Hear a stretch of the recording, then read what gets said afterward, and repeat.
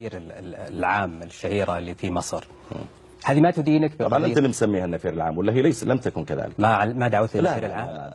الحالة في سوريا لما قصر فيها السياسيون بدأت يعني تخرج من قبضتهم وأصبح العلماء هم الذين يوجهون فيها، وبالتالي اليوم أعلن النفير العام للجهاد في سبيل الله دفاعا عن والله لولا ان انت بابا ولولا ان انت راجل كبير هحطك كده عليه واعملك كده حاول. اجري يلا اجري خش جوه يلا.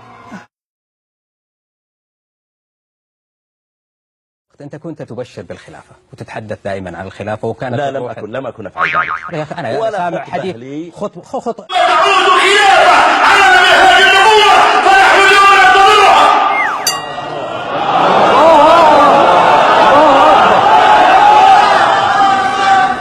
أقسم بالله أنها قادمة، أقسم بالله لكنني أنظر إليها بعيني أنا. مش أنا يا ابني مش انت من سنة يا عم مش أنا يا ابني انت والله لا العظيم أنا هو شكلك. لا يا حبيبي لا ماليش دعوة مش أنا.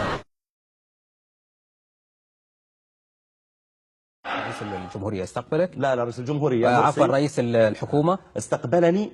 إيه هذه الصورة شلون استقبل؟ جاني في المطار واستقبلني؟ لا ولا حضر معي محاضرة وسلم علي؟ هذه في المحاضرة ولا رحت له في المكتب؟ بس لا ما رحت له في المكتب. هذا مش في القصر. ليست في المكتب.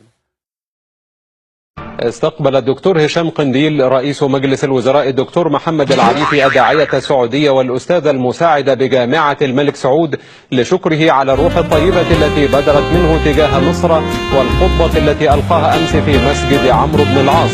كما ثمن قنديل دعوة الدكتور العريفي للمستثمرين العرب بالقدوم إلى مصر لاستثمار أموالهم وإقامة المشروعات التي تساعد على حل أزمة البطالة بين الشباب المصري. أنا اتهزأت يا أخوانا.